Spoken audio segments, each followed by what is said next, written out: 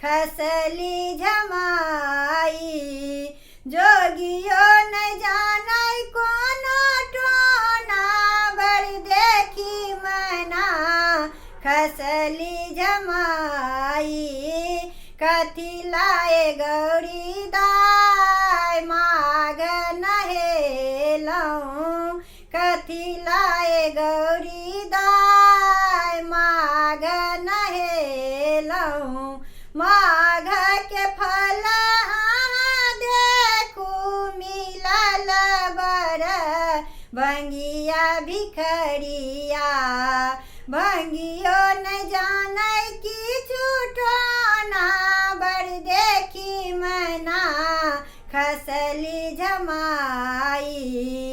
भंगियो न जानै किछु टोना बड़ देखी मना खसली झमाई।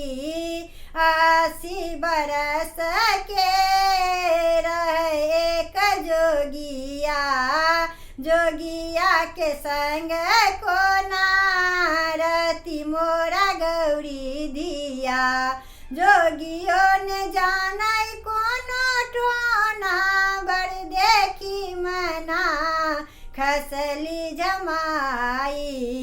जोगियो न जानै कोनो टोना बड़ देखी मना खसली झमाई।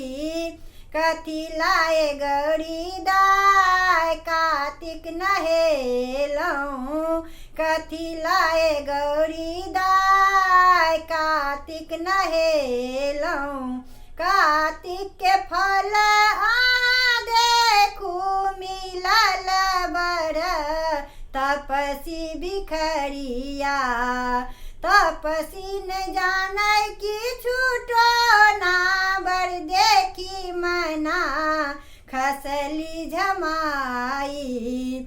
तपसी न जानै किछु टोना बड़ देखी मना खसली झमाई। 80 बरस के रहे एक जोगिया।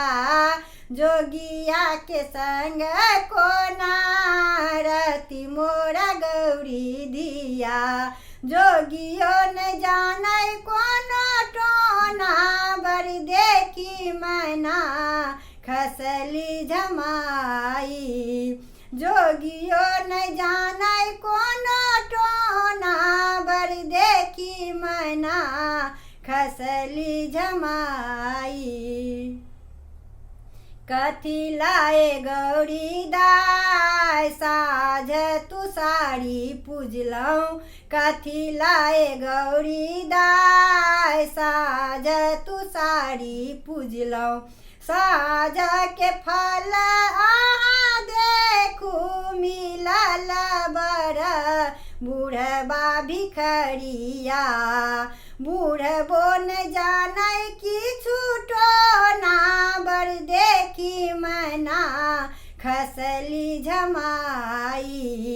बूढ़बो न जानै किछु टोना बड़ देखी मना खसली झमाई। 80 बरस के रहे एक जोगिया। 80 बरस के रहे एक जोगिया।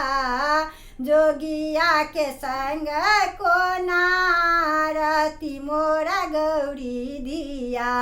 जोगियो न जानै कोनो टोना बड़ देखी मना खसली झमाई। जोगियो न जानै कोनो टोना बड़ देखी मना खसली झमाई। जोगियो न जानै कोनो टोना बड़ देखी मना खसली झमाई।